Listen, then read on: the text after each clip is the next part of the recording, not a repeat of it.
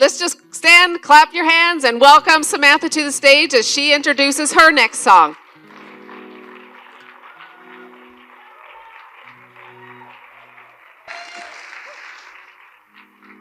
Hi, okay. I'm going to sing Don't Deserve You by Plum. And I chose it because I think it's a really great love song to God. So that is what I'm singing it about. You're the first face that I see,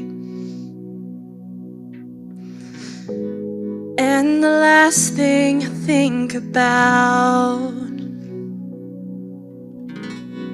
You're the reason that I'm alive.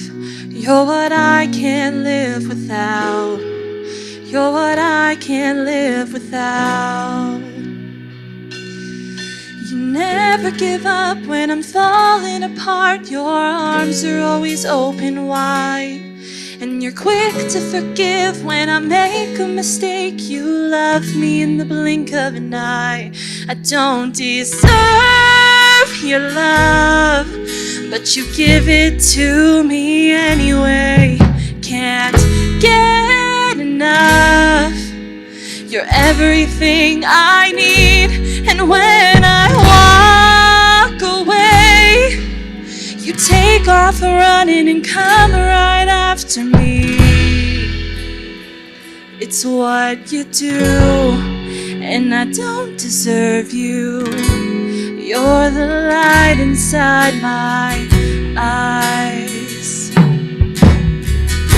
You give me a reason to keep trying. You give me more than I could dream, and you bring me to my knees. You bring me to my knees. Your heart is gold, and how am I the one that you've chosen to love?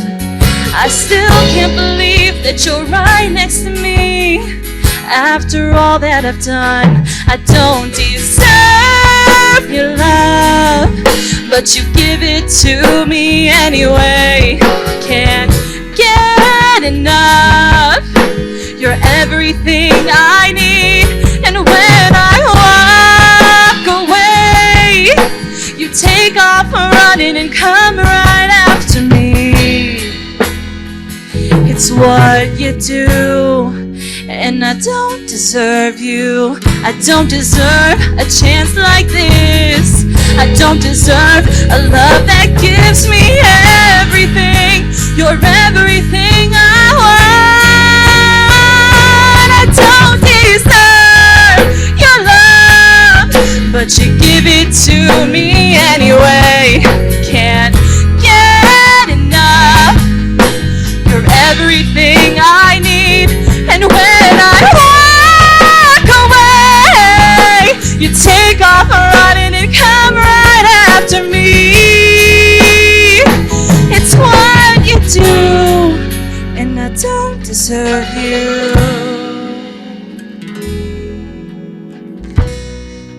And I don't deserve you.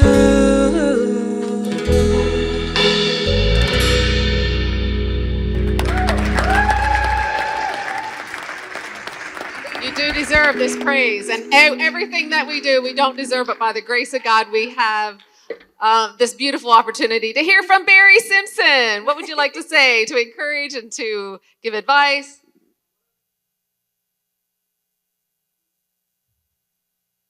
It was that good. Mic drop. Samantha, what I love about what you do is I'm a big fan of the stage, but not. I'm a big fan of stage presence. First song, sweet back and forth, but your voice and your emotions tap into it. What I love about how you sing is a lot of times people start on 10, and that's where they stay. But I love how you vocally take us on a journey and see through your emotion what the song is talking about. So I enjoyed it. Thank you so much. Absolutely. Tamara, what would you like to say to Samantha? There's so many thoughts going through my head right now. Let's talk about the first song. The first song, Tori Kelly's a killer. She has chops.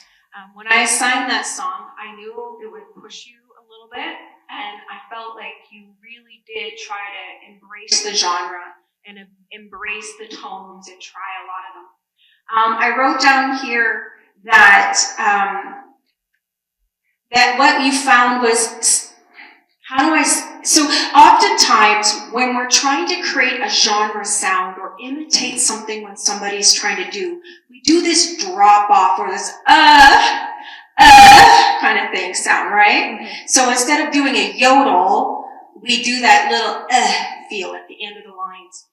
So at the back end of most of that song, you were doing that, and when you did, you dropped off and fell right off pitch each time. So when I started noticing it, I started watching it, and it was during the verses, and then at the end of the second and fourth of the verse, we were dropping off and hitting no longer on pitch there. So I want to be careful that when you're imitating a genre and you think you're creating an effect that you might be achieving, record yourself and listen back.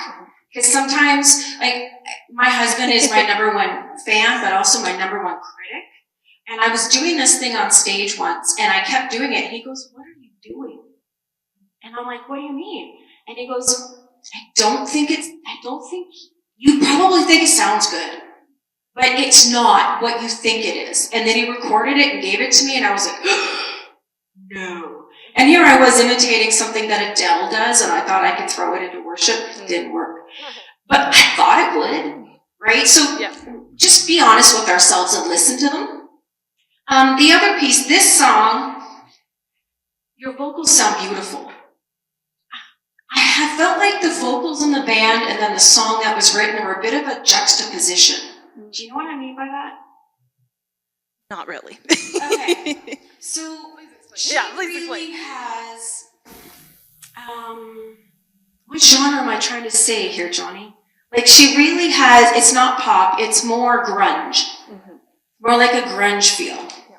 But we have a band that's got a little bit of an R&B type worship approach, and your vocals are more like an evanescence over top of the R&B from a grunge song. Mm-hmm. So I actually felt a little confused a few times trying to listen and just try to listen. Your vocals were beautiful, but knowing what you can do, I'm not sure it was the best song selection to show off what you can do. Because girl, you got chops and you got a beautiful voice. So don't be scared to try things that will push you out of your comfort zone, because I also felt like vocally it was a little safe. There was one big belt up there and a couple flips, but the rest was really comfortable for you. Okay? Okay. I think Johnny is waiting with bated breath here to say something. So another Plum song, I Can't Do This, would be, I think, more so what she's saying, just a little more meat on it. But no, I think that's what you're trying to say. And Joe Key, just because, come on, jump in. Just because, everybody else wants to take, Why are we doing this enough? We should all be talking. I know, it's like, well, this show needs... Okay, so I think I'll go with what Tamara said. I've heard you do more, I feel this was a very safe choice, and it just didn't show me the Tamara I saw earlier in the day, and the Tamara I saw last. Oh, sorry, Samantha, you're in my head, right? So the Samantha I saw last week and earlier on today didn't come through with the song, but it was a great song of worship to God. Like you said, it was a love story indeed to God.